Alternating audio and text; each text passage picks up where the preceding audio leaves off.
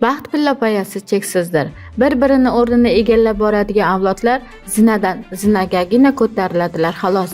Jamlangan tajribani har bir avlod o'zidan keyin kelayotgan, o'zidan keyin uni taraqqiy ettiradigan va boyitadigan navbatdagi avlodga yetkazib beradi.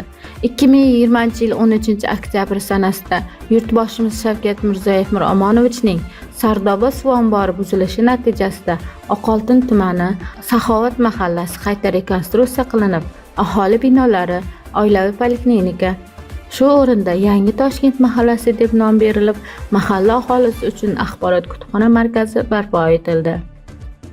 Mahalla aholisi bundan juda ham mamnun. Kutubxonada kitobxonlar ixtiyoridagi barcha kitoblar mavjud.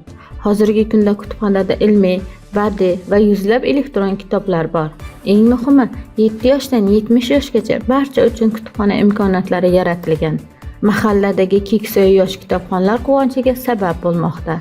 Kutubxonada 1271 nusxada badiiy adabiyotlar, o'quv zali va kompyuter va internet mavjud. O'quv zalida kitobxonlar uchun barcha qulayliklar yaratilgan. Kitoblar zamonlar dengizida sayohat qilayotgan va o'zini qimmatbaho yukini avlodlardan avlodlarga tashirayotgan hikmat kemasidir. Shu jumladan kitobxonlar bilan turli targ'ibotlar, davra suhbatlari, she'riyat kechalari o'tkazib boriladi. Kitob olgan bolajon, oftob olgan bo'lasan, zakovating oshadi, aqling kuchga to'lasan, nur hayoting mazmunlari kitoblarga bitilgan, vaqt o'tkazmay mutolaa qil, sendan umid kutilgan. Qush uyasida ko'rganini qiladi deganidek, har oilada kitob o'qilsa, bola ham kitob o'qishga harakat qiladi. Shu munosabati bilan har oyning 17-sanasida kitobxon onalar o'rtasida davra suhbatlari o'tkazib boriladi. Mana bizni Toshkent mahallamizda mana shu kutubxonaning barpo etilishidan bizlar juda ham xursandmiz. Sardoba suv omborining mana shu sababchisi bo'lgan shu ofatlarning orqasida mana shu kutubxona qurildi.